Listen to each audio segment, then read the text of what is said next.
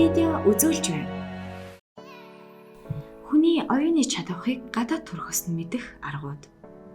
Эдинбургийн их сургуулийн эрдэмтэд хүний биеийн онцлог болон оюун ухааны хамаарлын талаар нэгэн сонирхолтой туршилт явуулжээ. Тэд хүний гадаад төрхөөс түүний талаар маш олон зүйлсийг мэдэх боломжтой. Үүнд оюуны чадамж хамаарна гэж үзсэн байна. Хэн нэгний гаднаас нь хараад хэр зэрэг ухаантай хүн бэ гэдгийг тодорхойлох боломжтой болов. Мэдээж та бүхэн эргэлзэж байгаа байх. Ингээд гадаад төрхөөр нь оюун ухааныг хэрхэн дүгнэж болохыг мэдэж авцгаая. Тэдний таамаг үнэнд хэр зэрэг ойрцсон эсхийг үзэгч та бүхэн өөрсдөө тунгаана уу? 1. Өндөр. Хэрвээ ажиглах юм бол өндөр хүмүүс ихэнхдээ удирдах албан тушаал хашдаг болохыг мэдэх боломжтой. Өөрөөр хэлбэл намхан хүн удирдагч болох магадлал бага байдаг гэсэн үг.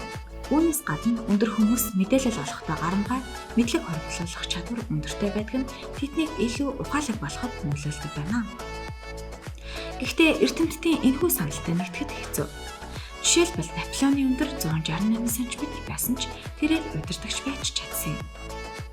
2. Том хөх. Эрдэмтдийн хийсэн судалгаанаас харахад том хөхтэй бүсгүйчүүд жижиг хөхтэй бүсгүйчүүдээс илүү ухаалаг гүйлгээ авах сайтай гэсэн байна. 3. Цэнхэр нүд. Энэ дүгнэлтийг гаргахад мөн л тодорхой статистик нөлөөлсөн юм. Эрдэмтэд амжилттай хүмүүсийн гадаад төрхийг нэлээд ажигласан бөгөөд үүний үр дүнд цэнхэр нүдтэй хүмүүс илүү ухаалаг амжилтанд хүрдэг гэсэн дүгнэлт гарсан. Цэнхэр нүд нь пигмент багтаа байдаг учраас энэ нь оюун ухаанд сайнаар нөлөөлөх магадaltaй гэсэн тамгийг дэвшүүлж байгаа юм байна. 4. Том толгой. Энэ талаар маргаан одоо хүртэл үргэлжилж байгаа. Гэхдээ эрдэмтэд хэдий ч чиний том толгойтой байна, төдий чиний том тархитай гэсэн мэдээллийг илүү баримталж байгаа бөгөөд том тархитай учраас тухайн хүн илүү ухаалаг байх магадaltaй гэжээ. Энэ үнэхээр хачирхалтай логик. 5. Өргөн дух. Энэхүү дүгнэлтийг хятадууд гаргасан байна. Физик номын судалгаанаас харахад өргөн тухтай хүн нь илүү ухаалаг, сэтгэн бодох чадвар сайтай, өөрийн мэрэгжилдээ эзэн болж чаддаг болох нь батлагдчихэ. Үүнээс гадна энэ төрлийн хүмүүс өөрт олгосон үүрэг даалгаврыг нэмэлт тайлбаргүйгээр богино хугацаанд биелүүлсэн гэв. 6. Чихний тэгш босх юм. Хэрвээ хэн нэгний чихний амг зузаан нөгөө нэмгэн гэх мэт нүдэнд харагдах үс ялгаа ажиглагдаж байвал энэ хүн шилдэг удирдагч болно гэсэн үг. Учир нь тэрээр өөрийгөө хөгжүүлэх, бусдтай эв зүгөө олохын тулд өөрийн сонирхлыг хойшин тавьж чаддаг байна. 7. Нэмгэн уралтай ирчүүд. Энэ бол хүмүүсийн хандлага юм. Нэмгэн уралтай ирчүүд бусдын нүдэнд илүү ухаалаг харагддаг юм шүү. 8. Шавх хэрэг. Энэхүү шинж тэмдэг нь мөн л ирчүүдэд хамааралтай. Судалгаанаас харахад шавх хэрэгтэй залуучууд илүү ухаалаг харагддаг учраас бусдын итгэлийг илүү төрүүлж чаддаг гинэ. Харин шавх бус эрүүтэй хүмүүс онцгой ухаанаар ялгардаггүй байна.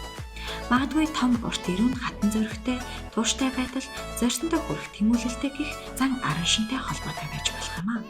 9. Биен дээрх үс. Халдсан толгойтой байх нь тухайн эрэгтэй темпераментыг тодорхойлохоос гадна биен дэх тестостерон дааврын төвшин их байгааг илэрхийлнэ. Харин тухайн залуу биен дээрээ хэдий чиний их үстэй байна, төдий чиний ухаалаг байдаг гэсэн дүгнэлтийг Америкийн их сургуулийн эрдэмтэд гаргасан байна.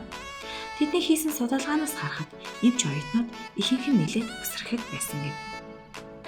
Хачирхалтай байдлаар дүгнэлт гаргасан байгаа биз? Үүний оронд амжилттай явж буй ирчүүд дээр дүгнэлт хийсэн бол энэ баримт өөрчлөгдөж байсан юм лөө. 10. Ром хамар. 19-р зууны үед хамар судлал хэмээх тусгай шинжлэх ухаан байжээ.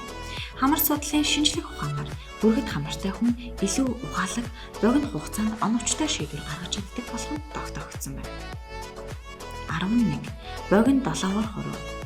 Хурууны уртаарч тухайн хүний ухаалаг байдлыг тодорхойлж болдог байна.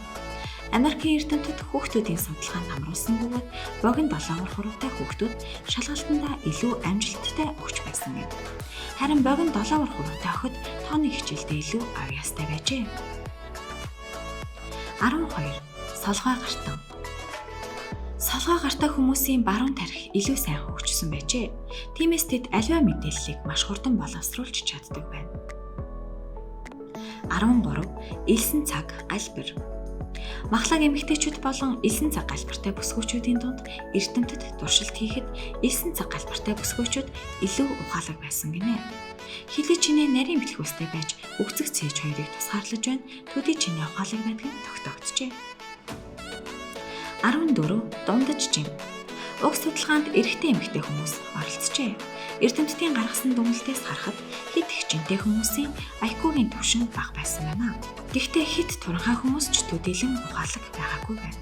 Хамгийн ухаалаг хүмүүсээр дундаж биеийн жинтэй хүмүүс шалгарсан байна.